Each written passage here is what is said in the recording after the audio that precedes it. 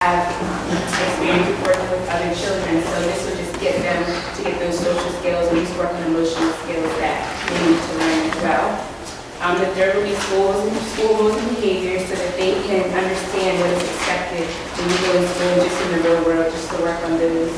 How to use school supplies. Some don't really know how to use like a crown or scissors and things like that, so we want to prepare them ahead of time. And then just the reading and math skills, just so they can already have a jump, because sometimes it's a little bit hard when they come if they don't really already know before. So we can just kind of give them that head start, so they already have a head start before they their letters and sounds, just to prepare them. And all this will be done with small groups of engaging activities just to support and enhance their skills. So there'll be teachers supporting them in small groups, and just so when they come to school, they're not, scared and shy, but they're already ready and have an experience. So these are just some things. This is the program that's already in place, or? This is the program that we're going to have in place this summer. So we're really working with the kindergarten. We're really building them to prepare them to be college students at a young age. So we'll turn it to the next section, which is Ms. Carr for the autism. Hi, I am Ms. Carr. I'm representing the special education as well as the autism program. Glendale does house a PG County Elementary Autism Program. We meet the needs of a diverse group of students through providing highly structured visual environments, which anyone that is familiar with autism is a necessity. They very much depend on structure. And what happens is that carries over. Even if your child doesn't have autism, our teachers take on the same principles. So they're providing your students, whether they have autism or not, with these same foundations.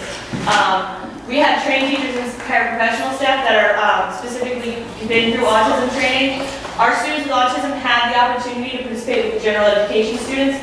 We are very academically focused. We have a high group of kids that are able to be successful if we give them the right pathways. But we also do focus on social skills because we are about developing the whole child and creating character. Our future goal is that we're going to develop a social skills sensory room so that we can address that deficit area for kids with autism. Now, if you don't have a child with autism, you may be saying to yourself, how does this affect me? Our students that are not autistic have embraced our students in the autism program, and we've taught them to be accepting individuals. We're giving them those intangible lessons that you need in life.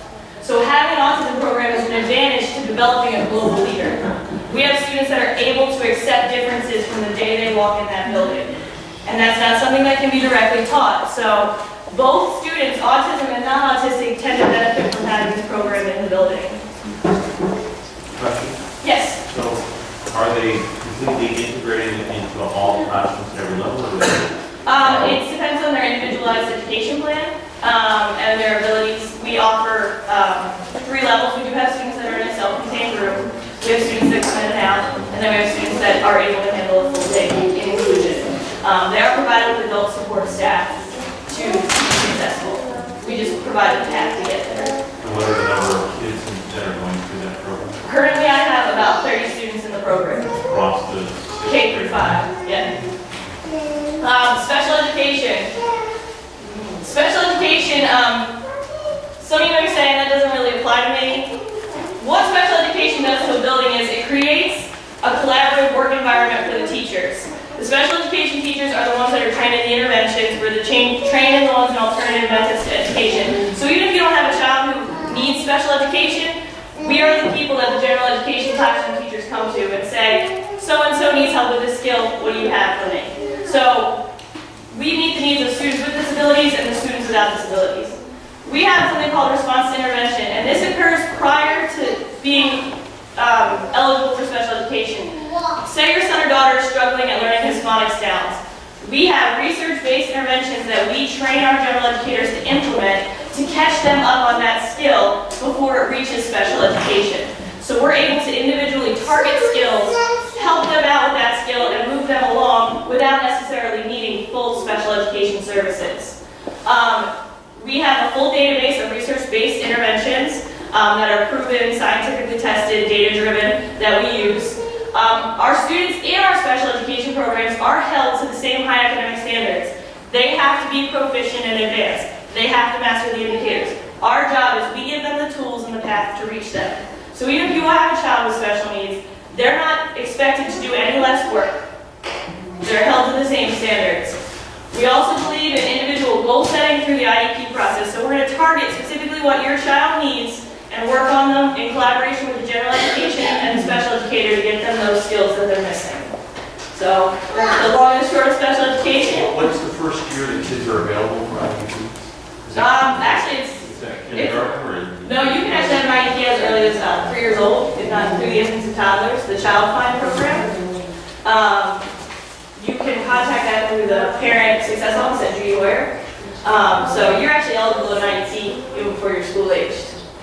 But we do have these, when kids come in kindergarten, say they are showing learning deficits, we first go through that response to intervention process to make sure that it's not just something we can remediate prior to needing an IEP and needing full disability and all that later. I understood, like the last year or so, that the school system cut the program that this special program that helped kids that were behind in reading with these funds. The Did reading, that affect your school? we did have a reading recovery program. Right, reading recovery. It specifically only targeted first graders, and it only was able to service about 10 kids a year. So we did lose our reading recovery program, but we were able to replace it with the response to intervention program. So one program we got cut because it was only helping a minimal amount of students, and we replaced it with a more universally designed program, as well as we've got more software interventions that do similar things, such as something called iStation, which focuses on 5 areas of reading comprehension, phonics, phonemic awareness, writing, and fluency. You're welcome. Yes. He was in the infant toddler program. Okay. And we took him out because he no longer qualified for it. He eventually caught up. He still had a delay, but his delay was not significant enough Okay. to continue to qualify for the program. But going into kindergarten, should we have him assessed before we put him back into kindergarten? Or should we just kind of put him in and wait and see how he does? When Speech delay. Okay, speech delay. it's such a special education is such an individualized process. Yes. We have supports in place for kindergartners Okay. when they come in the building, whether they are identified or not. Okay. So I would just go ahead with the normal registration process, and then we all are having a kindergarten preparatory program, and Ms. Fields will be able to be alert and ready for it. And as long as you keep ongoing conversations with us, I mean, the special education team's there all the time. Usually we're there well past 2:45, so. And I guess it's something when you guys notice something, then you'll come to parents and kind of say, you know, Oh, yeah. maybe we need to work on this a little bit more, or. We depend on you to be keeping ongoing conversations with us. And our kindergarten teachers, because they have familiarity with the autism program, are very quick to identify the needs, the diverse needs, and say, hold on, we need support, get in here right now. Okay. So, and we do have collaboration with the Chapel Forge. Yeah. Okay, and we do have really good collaboration with Chapel Forge, like a lot of my mentor teachers from Chapel Forge. So there is the flow of information, it doesn't just stop. His file will come to us. Okay. Yeah. You're welcome. Next, we'll be hearing from Ms. Huff and Ms. Terminette about the data. All right. I'm going to go over our fast 1 and fast 2 data for math.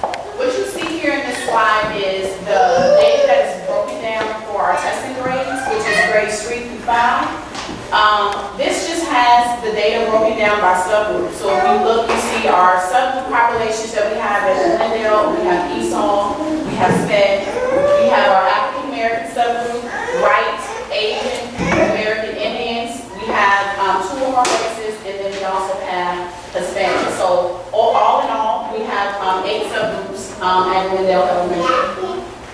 This is the data from the very first FAST assessment that we took in October of 2011. And as you can see, if you look down at the bottom with the grade bands, that just basically shows you where we are as a grade level. 3rd grade, they were 91% that were proficient in advanced. For 4th grade, we have 86% proficient in advanced. And then for 5th grade, we have 80% that were proficient in advanced for the FAST quarter 1.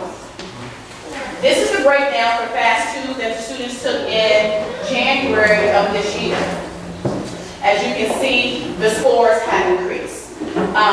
3rd grade, they're at 92%, proficient in advanced. 4th grade, 93%, and then grade 5, we have 86% that are proficient in advanced.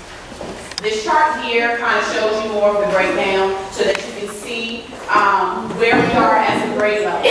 In red, the red bar graph that we see, that represents third grade, and then the lighter brown represents third grade in their second fast. So as you can see, there was an increase of 1% from fast 1 to fast 2.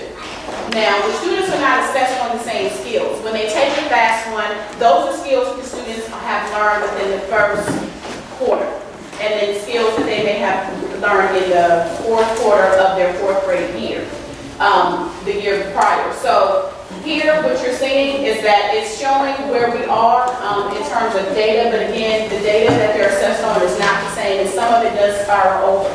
For our fourth grade, they were at 86%, but then you see where they increased by fast 2 to 93%, so that was a 7% increase. Grade 5, we went from 82% to 86%, and that's an increase of 4%. So the AMO for the state of Maryland in terms of testing, when they take the MSA, the AMO is 89%. So as you can see, we're like right there. We're right where we need to be as a school overall, meeting the AMO for math. Yes. So how is proficient defined? Proficiency is defined by the score that a student receives. So if they have a score of if they score 70% or better, that is considered to be advanced in terms of testing. If they score below a 70% and they're within the 52 to 3% range, I believe, that chunks them in the proficiency band. So if they score below that 50%, then that classifies the student as being basic. So that 50% is based on 50% getting answers right or something, or? Overall. So like if I have a student that takes a test and that student scores 86%, that's their overall score for the testing that they took. So it's not on a 100% scale. Right. So what we had to do was look at it differently to say, okay, to really push our students, we could not go at 50% with proficient, and that's okay. Right. We had to say, you know, our students need to at least excel for 70, because what happens when you go to the next grade level, it becomes more rigorous. And so if you have a gap and your child says, let's say you have a third grader, and you say proficient on MSA, and they're going to fourth grade. If they're proficient, that means my child pretty much has skills. But what it says is that of that 50%, your child has mastered 50% of those set skills based on the MSA standard. So it's not on a 100% scale. So what then happens is when your child goes to fourth grade, that 50% really then drops them down to a basic, because there's some struggling areas, but MSA doesn't lend itself to say what they are. So we had to change it to that. Let's really look at 90 to 100 as being advanced. And let's look at our 70, 80 to 90 as proficient, to really look at what our students need to make sure they are really strong and proficient and advanced. And so that's one of the reasons why the state of Maryland, I'm not sure if y'all have heard of Common Core, they're making a shift, because in the end, what they found when we started with MSA, which could have been about 2002, I could be off a little bit, those students, when they went to colleges, they weren't ready. So then we had to think about, and even in other states too, that had other standardized tests, what's taking place here? What do we need to change that our students don't know how to write? Our students don't know how to perform, because the questions, the way we teach, we have to go back, we have them do problem solving, but we have an assessment, you really have to test taking skills. And so sometimes it doesn't lend itself to what the children really know,